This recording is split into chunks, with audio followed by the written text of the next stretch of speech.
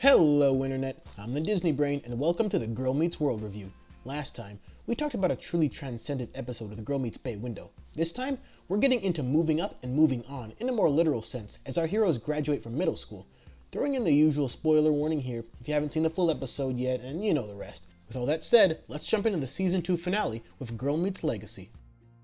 We start things off exactly how they ended with what we might call one of the more divisive episodes referring to Girl Meets New Year's. Lucas even has index cards of all things to help him talk through everything that this trio is feeling towards each other. It's getting really tiresome at this point, honestly. There has now been 3 whole episodes regarding the same topic, and all the dialogue regarding it is basically the same. It's always the same reasons to choose one or the other or neither, and none of the characters are being in any way developed from the same setup. I'm being as blunt as possible when I say I don't really care about this love triangle or these ships all that much. I just want this show to keep being great. Holding back on the pairing off makes sense when the characters don't understand their feelings, but when we already had that discussion in Girl Meets Texas Part 3, just do something different with it or leave it alone. It's getting redundant, and I know for a fact that the show creators can do better than this. Anyways, outside of that, the rest of the episode does a lot better. We get a nice scene with Mr. Matthews talking about legacy and what the students will leave behind. I really like the parts in this episode where Mr. Matthews is addressing his class for the last time, and the reactions from our leads are very relatable ones. They don't feel ready to leave middle school quite yet. They feel like there's so much left for them to be taught. Like how to finally close the book on an overstretched love triangle subplot, for example. But hey, that's just me. This leads into a scene where Lucas finally shows up at the Matthews residence and decides to finally choose, drumroll please, neither. Yep, a large plot point in this episode built up to a great big nothing, which is exactly what I predicted, given the character that Lucas is.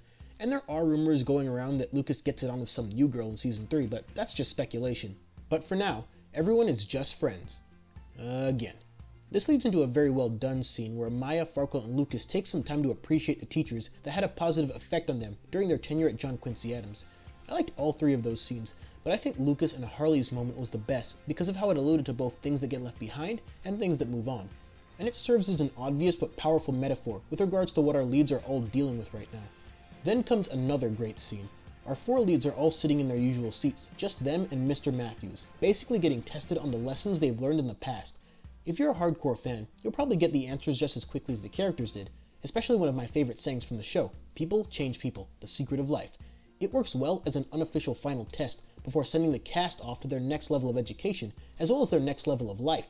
There were some good times, some bad times, and some great times, but over these last 2 seasons, there's no denying how far these 4 have come as friends and as people. Unfortunately, there's no Smackle in the season finale, which is a shame since I could have sworn I read somewhere that she'd be in this episode, as well as a few rumors that Morgan Matthews, Corey's little sister, might be joining in. But hey, Zay is back for those who are fans of his. To be frank, I still can't call myself a fan of his, but he's alright. By no means a bad character, just a somewhat derivative one at times. So everyone has graduated and the parents are all there celebrating. Considering how close Sean and Maya have gotten, I thought maybe they'd slip him in there, but I guess we'll have to wait until season 3 to see what becomes of good old Ryder Strong. And lastly, the end of the year class prank is revealed. And as it turns out, yes, Mr. Matthews is pulling a full George Feeney, cause he's back to teach our cast in high school.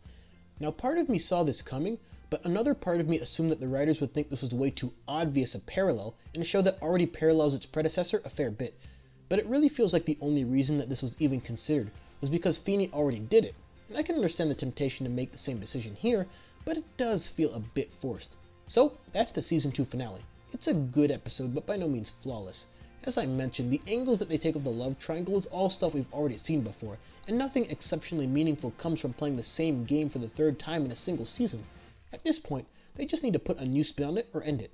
It won't please everyone, but trying to slowly tear off the band-aid is way worse. But when this episode actually gets into the legacy material inherent to its title, it really shines. It's a very focused episode on what it wants to express and what it wants to say before graduation befalls our cast. Outside of Lucas fumbling around with index cards, Girl Meets Legacy feels very well paced to that end. I'm not completely sold on the whole Mr. Matthews going to high school parallel, and I pretty much explained why.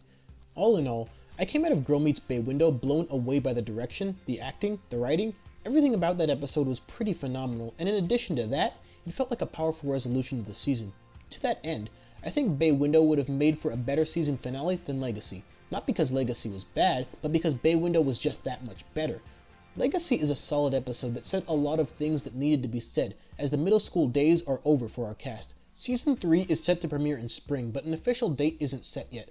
But with Season 2 now over, I'll be looking to make something of an overview video for all the episodes that, for better or worse, I have yet to discuss on the Disney Brain. So, episodes like Girl Meets the Forgotten, which just missed the top 10 list, can be discussed a bit. So, make sure to leave your own suggestions for what episodes, characters, or plot points we should talk about for the Season 2 wrap-up video.